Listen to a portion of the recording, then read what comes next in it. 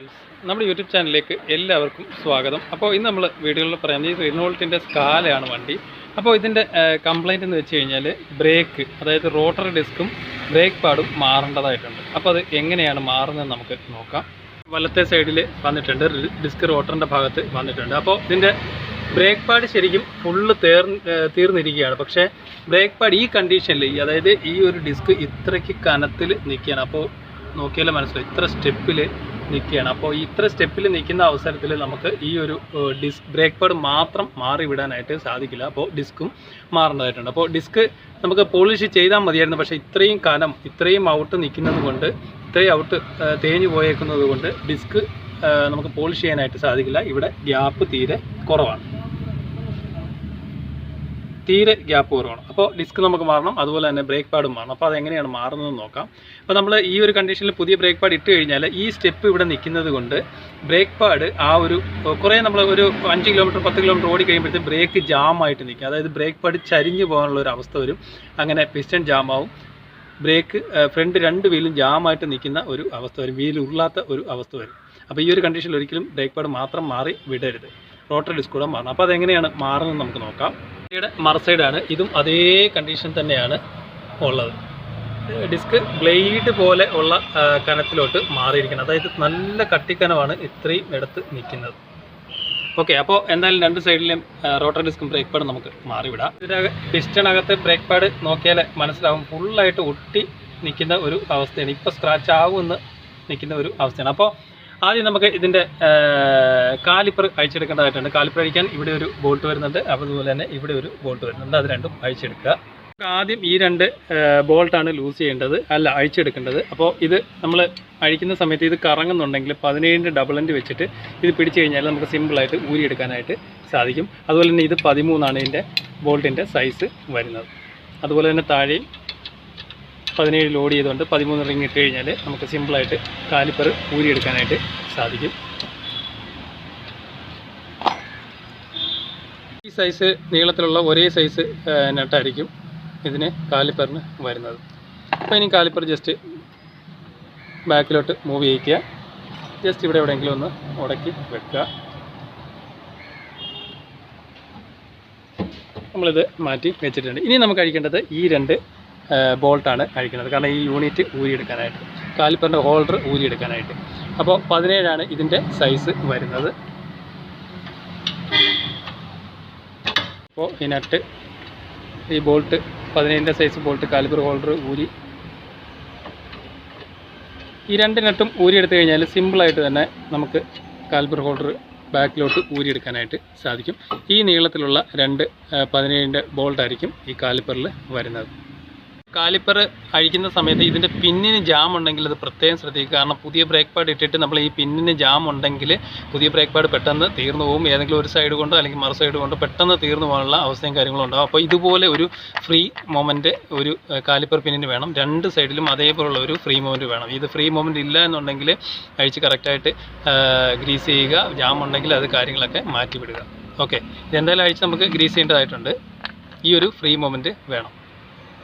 അപ്പോൾ ഇനി നമുക്ക് റോട്ടർ ഡിസ്ക്കാണ് ഊരിയെടുക്കുക. റോട്ടർ ഡിസ്ക് ഊരിയെടുക്കാനായിട്ട് ഇതിന് പ്രത്യേകിച്ച് നട്ടോ കാര്യങ്ങളൊന്നും നമുക്ക് പിരിച്ച് കയറ്റാനായിട്ടുള്ള ഓപ്ഷനോ കാര്യങ്ങളൊന്നുമില്ല. ജസ്റ്റ് കട്ടത്തടിയോ കൊണ്ട് അടിക്കുക, അല്ലെന്നുണ്ടെങ്കിൽ ചുറ്റി കൊണ്ട് അടിക്കുക. കാരണം എന്തായാലും ഇത് മാറാനുള്ളതാണ്. ചുറ്റി കൊണ്ട് അടിച്ചു കഴിഞ്ഞാൽ നമുക്ക് ഇത് റോട്ടർ ഡിസ്ക് സിമ്പിളായിട്ട് ഊരിയെടുക്കാനായിട്ട് സാധിക്കും. അപ്പോൾ ഇതാണ് റോട്ടർ ഡിസ്കിൻ്റെ അവസ്ഥ. ഇങ്ങോട്ട് നോക്കിയാൽ മനസ്സിലാവും, ഇത്രയ്ക്ക് ഫുള്ളായിട്ട് കട്ടായിട്ട് റോട്ടർ ഡിസ്ക് പോയിട്ടുണ്ട്, ഫുള്ളായിട്ട്. അതേപോലെ ഇവിടെ തന്നെ ബ്ലേഡ് പോലെ ആയിരിക്കുകയാണ്. ഇതിൻ്റെ കനം നോക്കിക്കഴിഞ്ഞാൽ നമുക്ക് മനസ്സിലാക്കാനായിട്ട് ഒരു സൈഡിൽ കനം തീരെയില്ല, ഒരു സൈഡിൽ ശകലം കനമാണ്. പക്ഷേ പുറത്ത് കനം ഉണ്ടെങ്കിലും ഈ ബ്ലേഡ്, അതായത് ഇത്രയ്ക്ക് ഈ ഒരു എഡ്ജിൽ ഇത്രയ്ക്ക് അകത്തോട്ട് തേഞ്ഞിരിക്കുകയാണ്. ഈ ഒരു ഭാഗം അകത്തോട്ട് തേഞ്ഞിരിക്കുകയാണ്. ഇത്രയും നമ്മൾ വെക്കുമ്പോൾ ഈ ഒരു ഇതിൽ മുട്ടിൽ നമ്മൾ കൈ ടച്ച് ചെയ്യുമ്പോൾ ഇത്രയ്ക്ക് അകത്ത് കയറിയിരിക്കുകയാണ്. അപ്പോൾ നമ്മൾ ഡിസ്ക് കട്ട് ചെയ്യാൻ കൊടുത്തു കഴിഞ്ഞാൽ ഇത്രയും കട്ടായി പോകും. പിന്നെ ഡിസ്ക് സെൻറ്റർ പോളിഷ് ചെയ്യുമ്പോഴത്തേക്ക് പിന്നെ ഒന്നും ഇല്ലാതാവും. അതുപോലെ ഇവിടെ തീരെ ഇല്ലാത്ത ഒരു അവസ്ഥയാണ്. 2 സൈഡും ലെഫ്റ്റും റൈറ്റും അതേപോലെയുള്ള ഒരു അവസ്ഥയാണ്. അപ്പോൾ നമ്മൾ റോട്ടർ ഡിസ്ക് മാറാതെ പുതിയ ഡിസ്ക് മാറിക്കഴിഞ്ഞാൽ ബ്രേക്ക് ജാമോ എന്ന് പറയുന്നതിൻ്റെ കാരണം ഇതിൻ്റെ പുതിയ ബ്രേക്ക് പാഡാണ്. അപ്പോൾ പഴയ റോട്ടർ ഡിസ്ക് മാറാതെ ബ്രേക്ക് പാഡ് മാറിക്കഴിഞ്ഞാൽ നമ്മളിപ്പോൾ ബ്രേക്ക് പാഡ് വരുന്ന പോർഷൻ ഈ ഒരു ആംഗിളിലായിരിക്കും നിൽക്കുന്നത്, ഇങ്ങനെയായിരിക്കും നിൽക്കുന്നത്. അപ്പോൾ എന്ത് ചെയ്യും, ഇത് കറക്റ്റായിട്ട് ഇതിനകത്ത് അറ്റാച്ചായിട്ട് നിൽക്കത്തില്ല. ഇവിടെ ഈ സൈഡ് ഈ ബ്രേക്ക് പാഡ് പിടിക്കാൻ തുടങ്ങുമ്പോഴത്തേക്ക് ഇത് ബ്രേക്ക് പാഡ് ചരിഞ്ഞ് ജാം ആവാൻ തുടങ്ങും. ചരിഞ്ഞ് ജാമായിട്ട് വീല് ഉരുളാത്ത ഒരു അവസ്ഥയിലേക്ക് മാറും. നമുക്ക് നോക്കിയാൽ മനസ്സിലാവും ഈ ഒരു പോർഷനിലാണ്. അപ്പോൾ ഈ ഒരു പോർഷനിൽ വന്ന് മുട്ടുന്ന സമയത്ത് ബ്രേക്ക് പാഡ് ഉരഞ്ഞിട്ട് ജാം ആവാൻ തുടങ്ങും. അപ്പോൾ ബ്രേക്ക് പാഡ് ഒരു ശകലം ചരിയാൻ തുടങ്ങും. ആ സമയത്തിൽ പിസ്റ്റൻ ജാം ആവാൻ തുടങ്ങും. പിസ്റ്റൻ ജാം ആയി കഴിയുമ്പോഴത്തേക്ക് ഈ രണ്ട് സൈഡും വീല് കറങ്ങാത്ത ഒരു അവസ്ഥ വരും. അപ്പോൾ ഈ ഒരു കണ്ടീഷനിൽ റോട്ടർ ഡിസ്ക് കറക്റ്റ് മാറിവിടുക, ബ്രേക്ക് പാഡും മാറിവിടുക. അതുപോലെ തന്നെ നമ്മൾ റോട്ടർ ഡിസ്ക് പുതിയത് കയറ്റുന്ന സമയത്ത് ഈ ഭാഗത്തെ തുരുമ്പ് കറക്റ്റായിട്ട് ക്ലീൻ ചെയ്ത് കളയുക.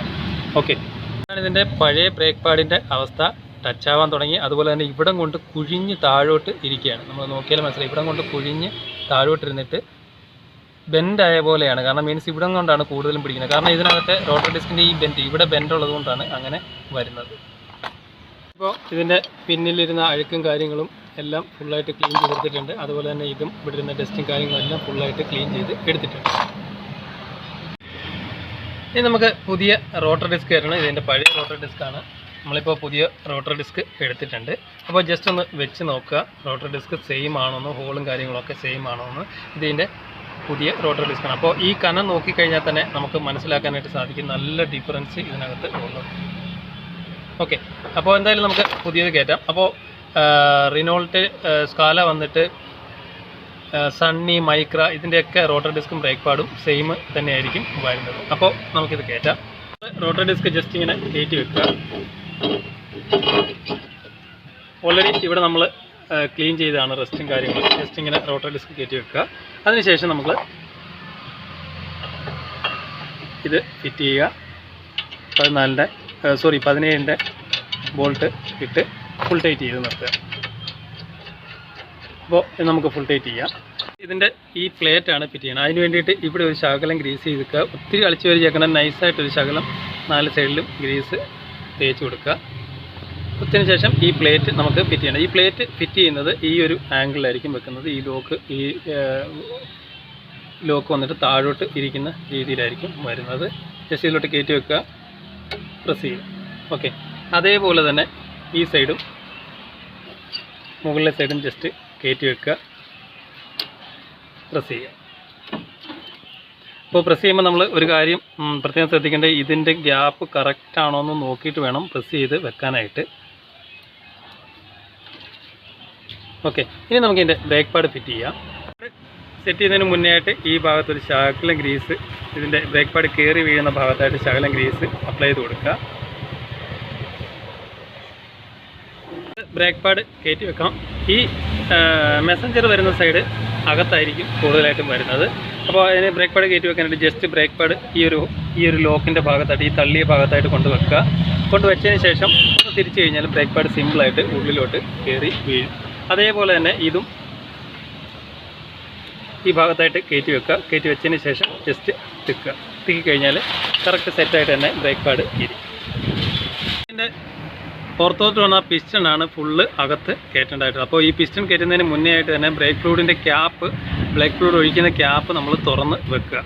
അപ്പോൾ ഇത് ശരിക്കും പറഞ്ഞാൽ നല്ല ഓൾമോസ്റ്റ് ലാസ്റ്റ് എൻഡിൽ വരെ വന്നിട്ടുണ്ട്. ഇനി ഒരു ശകലം കൂടെ കസ്റ്റമർ ഓടിക്കുകയാണെന്നുണ്ടെങ്കിൽ ഈ പിസ്റ്റൺ തള്ളിപ്പോവും, ബ്രേക്ക് പാഡ് ഇതിൻ്റെ ഇടയ്ക്ക് കൂടെ താഴോട്ട് പോകും. താഴോട്ട് പോയി കഴിഞ്ഞാൽ ബ്രേക്ക് ഫ്ലൂയിഡ് ലീക്കാവും, പിന്നെ പെഡൽ താന്നുപോവും, ബ്രേക്ക് കിട്ടാത്ത ഒരു അവസ്ഥയും കാര്യങ്ങളൊക്കെ ഉണ്ടാകും. അപ്പോൾ ഈ ഒരു അവസ്ഥ എത്തുന്നതിന് മുമ്പേ ബ്രേക്ക് പാഡും കാര്യങ്ങളൊക്കെ മാറ്റിവിടുക, ഇല്ലെന്നുണ്ടെങ്കിൽ വലിയ അപകടത്തിലേക്കൊക്കെ അത് നയിച്ചെന്ന് വരും.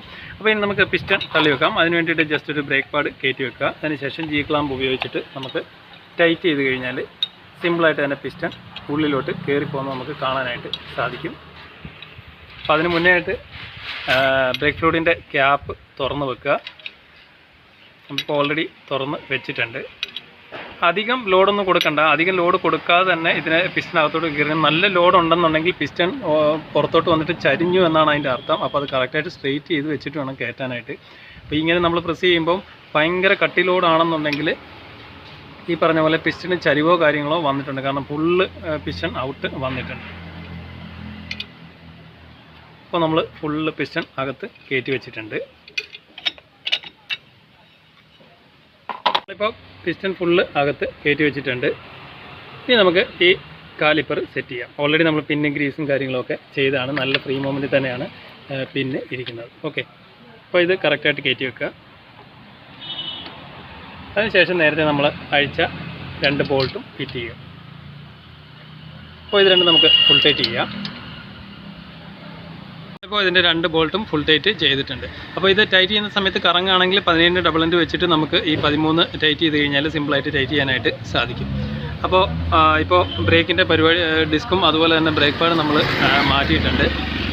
അപ്പോൾ ഒരു കാര്യം പ്രത്യേകം ശ്രദ്ധിക്കേണ്ടത്, നമ്മൾ വീലിട്ട് വണ്ടി ഇറക്കി കഴിഞ്ഞിട്ട് അല്ലെങ്കിൽ അതിന് മുന്നേ തന്നെ വണ്ടി ടെസ്റ്റ് ഡ്രൈവ് ചെയ്യുന്നതിന് മുന്നേ തന്നെ ബ്രേക്ക് സ്റ്റാർട്ട് ചെയ്തോ അല്ലാതെയോ സ്റ്റാർട്ട് ചെയ്തിട്ട് ബൂസ്റ്റുള്ള വണ്ടികൾക്ക് സ്റ്റാർട്ട് ചെയ്തിട്ട് നമ്മളൊരു 6-7 വട്ടമെങ്കിലും പെഡൽ ഫുള്ളായിട്ട് പ്രസ് ചെയ്യുക, റിലീസ് ചെയ്യുക, പ്രസ് ചെയ്യുക, റിലീസ് ചെയ്യുക. ആദ്യം നമ്മൾ പ്രസ് ചെയ്യുന്ന സമയത്ത് പെഡൽ താന്നു പോകും. അങ്ങനെ 2-3 വട്ടം നമ്മൾ പ്രസ് ചെയ്യുന്ന സമയത്ത് പെഡൽ കറക്റ്റായിട്ട് മേലോട്ട് കയറി. കാരണം ഈ പിസ്റ്റൺ അകന്നിരിക്കുന്നതുകൊണ്ടാണ് അങ്ങനെ വരുന്നത്. പിസ്റ്റൺ ഇവിടെ കറക്റ്റായിട്ട് തന്നെ ഇതിൽ ലോഡ് ആവുന്ന സമയത്ത് അവിടെ ബ്രേക്ക് പെഡൽ കറക്റ്റായിട്ട് തന്നെ വന്ന് നിൽക്കും. അപ്പോൾ ആ ഒരു കാര്യം പ്രത്യേകം ശ്രദ്ധിക്കുക. അപ്പോൾ ഇങ്ങനെയാണ് റിനോൾട്ട് സ്കാലയുടെ ബ്രേക്ക് പാഡും റോട്ടർ ഡിസ്കും മാറുന്നത്. സിമ്പിളായിട്ട് തന്നെ നമുക്ക് മാറാനായിട്ട് സാധിക്കും. ഓൾമോസ്റ്റ് വണ്ടികളിലൊക്കെ ഈ ഒരു മെത്തേഡിൽ തന്നെയായിരിക്കും മാറുന്നത്. അപ്പോൾ ഈ ബ്രേക്ക് പമ്പ് ചെയ്യുന്ന കാര്യം ടെസ്റ്റ് ഡ്രൈവ് ചെയ്യുന്നതിന് മുന്നേ ആയിട്ട് തന്നെ ബ്രേക്ക് പമ്പ് ചെയ്യുന്ന കാര്യം ഒരിക്കലും മറക്കാതിരിക്കും.